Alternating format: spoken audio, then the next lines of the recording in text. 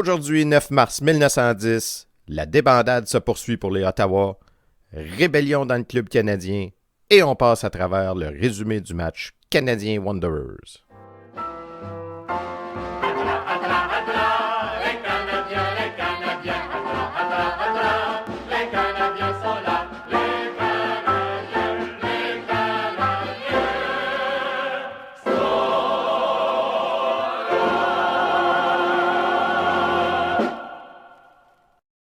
Bonjour à toutes et à tous, bienvenue à la revue de presse du match du 9 mars 1910, une présentation de Raconte-moi mes ancêtres. 9 mars 1910 où le Canadien rend visite aux champions de la Coupe Stanley, les Wanderers. On se souvient que le Canadien affrontait le Cobalt le 5 mars. Après une première période qui s'est terminée à égalité 3-3, le Canadien va encore une fois briller par son individualité et flanche en deuxième demi, s'inclinant 6-4. Entre-temps, qu'est-ce qui se passe dans le monde du hockey? Eh bien, pas grand-chose. Le 9 mars 1910, jour du match dans le journal Le Canada, la débandade des Ottawa. Les Ottawa, champions de la Coupe Stanley qui viennent de se faire ravir le titre par les Wanderers, eh bien, la débandade se poursuit. Ils vont terminer la saison avec une défaite de 17-2 contre les Renfrew. Newsy Lalonde a marqué pas moins de 5 buts. Le match a eu lieu le mercredi 9 mars, mais on est dans les journaux du 10 mars. Au niveau de l'alignement, eh bien, aucun changement à l'avant.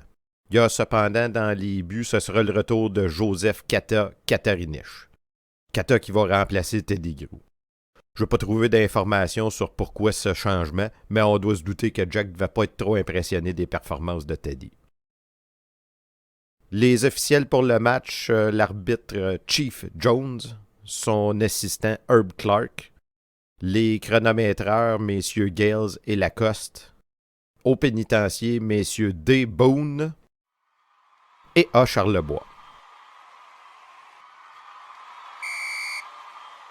En parlant des Wanderers, leur équipe était d'ailleurs au complet, contrairement à ce qu'on redoutait. Et ces hommes avaient pris la précaution d'embarquer sur la glace avec un bagage d'intentions malicieuses qu'ils se remettent à profit durant la partie. Ils jouèrent d'ailleurs fort bien, dominèrent de bout en bout, ou à peu près. Les avants se montrèrent pleins d'entrain, de fougue, suivant avec ensemble, prompts, emmêlés, vifs et adroits dans le jeu ouvert. Mais les Wanderers ont entaché ce succès en se montrant rudes à propos de tout et à propos de rien.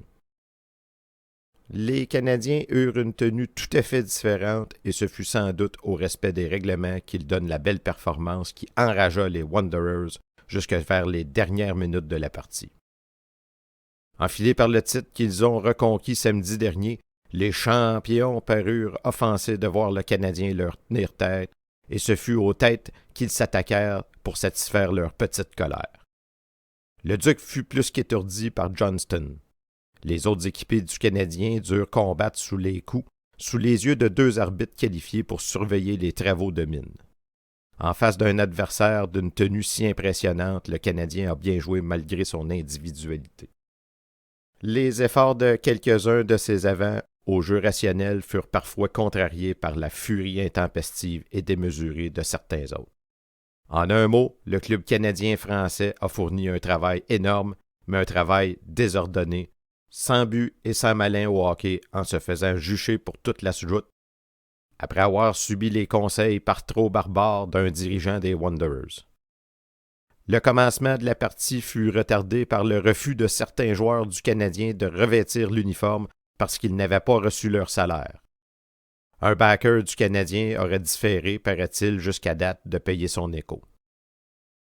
De la protestation et menace de ne pas jouer pour des prunes, Jack Laviolette réussit cependant à tout pacifier en priant ses hommes de ne pas tromper les amateurs qui s'étaient rendus au jubilé au nombre de 500.